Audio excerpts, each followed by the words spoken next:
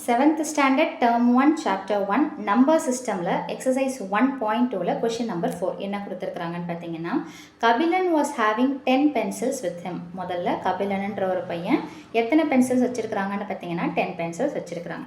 He gave 2 pencils to Sendil and 3 pencils to Karthik. முதல்ல அவன்கிட்ட எவ்வளோ இருந்தது 10 பென்சில், 2 பென்சில் செந்தில்ன்றவங்க கிட்டேயும் 3 பென்சில் கார்த்திக்ன்றவங்க கிட்டேயும் கொடுத்தாச்சு. ஸோ அப்போது 10ல் ஃபஸ்ட்டு 2 கொடுத்துட்டாங்க இல்லைங்களா, அப்போ என்ன வரும் 10 பென்சில்ஸில் 2 பென்சில்ஸ் போச்சுன்னா 8. இப்போ அவங்கக்கிட்ட 8 பென்சில்ஸ் இருக்குது. 8ல் கார்த்திக் கிட்ட எத்தனை கொடுத்துருக்குறாங்க 3 கொடுத்துருக்குறாங்க. அப்போ 8ல் 3 போச்சுன்னா 5.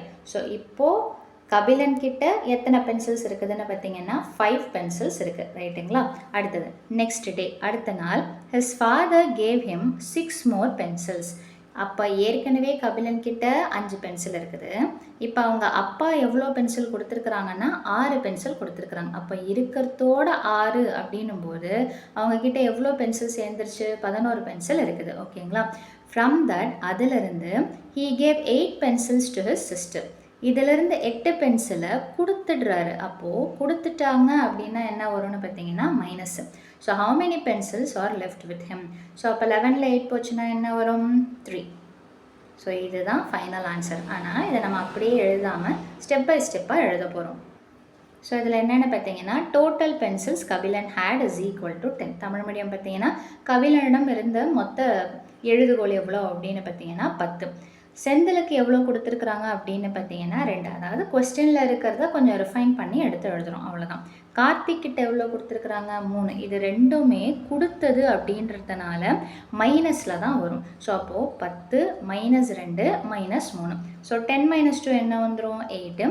8ல் 3 போச்சுன்னா என்ன வந்துடும்னா 5, ஓகேங்களா. இப்போ கபிலன் கிட்ட எவ்வளோ பென்சில் இருக்குதுன்னு பார்த்தீங்கன்னா 5. Number of pencils got from his father. அதாவது ஒரு வேர்ட் ப்ராப்ளமாக இதை நம்ம க்ரியேட் பண்ணணும் போது இந்த மாதிரி தான் எடுத்து எழுதணும். தந்தையிடம் கிடைத்த எழுதுகோலின் எண்ணிக்கை எவ்வளோன்னு பார்த்தீங்கன்னா 6. ஸோ ஆல்ரெடி பென்சில்ஸ் இப்போ டோட்டல் பென்சில்ஸ் கபிலன் கிட்ட எவ்வளோ இருக்குதுன்னு பார்த்தீங்கன்னா 5 + 6 = 11. இப்போ சிஸ்டர்கிட்ட எவ்வளோ கொடுத்தாங்க 8. அப்போ இந்த கொடுத்தாங்க அப்படின்னாலே என்ன வந்துடும்னு பார்த்தீங்கன்னா மைனஸில் வந்துடும். ஸோ அப்போ மைனஸ்ன்றதுனால இருந்த பென்சில் -8 பண்ணிங்கன்னா என்னென்னு பார்த்தீங்கன்னா 3.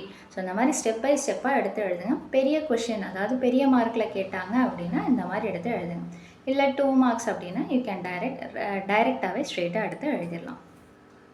ஸோ அவ்வளோதான் இந்த சம்மோட சொல்யூஷன். மீண்டும் அடுத்த பதிவில் வேறொரு சம்மோடு சந்திக்கிறேன். வீடியோ பயனுள்ளதாக இருந்ததுன்னா மறக்காமல் லைக் பண்ணுங்கள், ஷேர் பண்ணுங்கள், சப்ஸ்கிரைப் பண்ணுங்கள். தேங்க்யூ.